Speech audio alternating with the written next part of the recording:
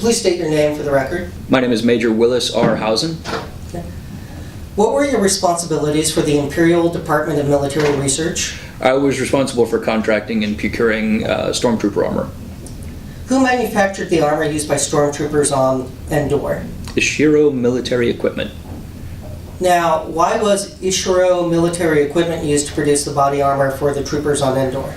Their bid came in the lowest. We were on a timeline, so we really didn't get too much chance to review anything else about the corporation. We really just needed to get it as fast as possible, as cheap as possible.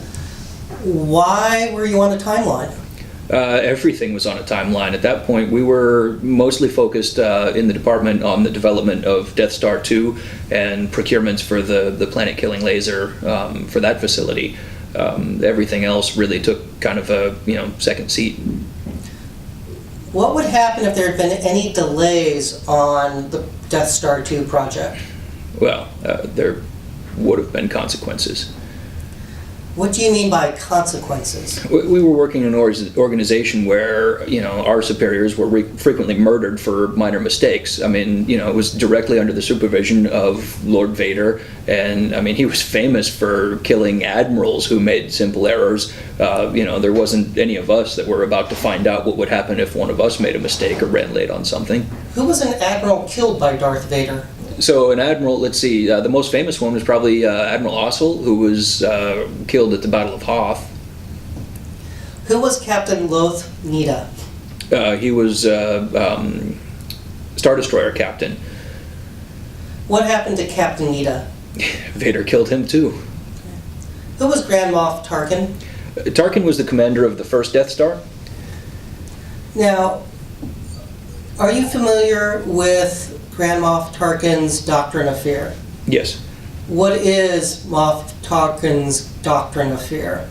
He championed the idea that basically by keeping everyone constantly under the threat of total annihilation, all of the star systems would fall in line and basically be subject to Imperial rule, kind of keep everything neat and orderly that way. Were there any instances of the Empire destroying an Imperial facility? Yeah, there were quite a few, actually.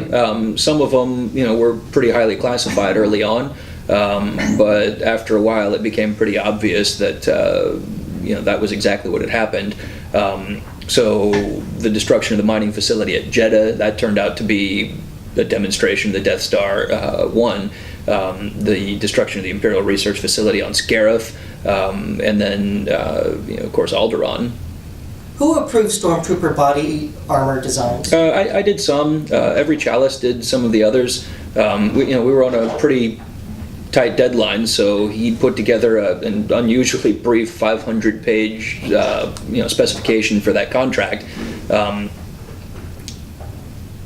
Now, how were approvals made? Well, so we put out the specs, and then IME would come back with their draft designs. And then basically one or the other of us would have to sign off and approve on each one of the different design specs. But we definitely didn't give too much time to review any of them. Now, Stormtrooper body armor, did they contain any warranties? Absolutely, yeah. The specs that we set required that they would protect against projectile weapons and stabbing and energy weapons and blunt force trauma, toxic environments, that sort of thing. So the contract specified that IME had to make sure that the armor would withstand those kinds of attacks. Did the armor used by our troops at the Battle of Endor protect the troops from Ewok projectile weapons? No, it sure didn't.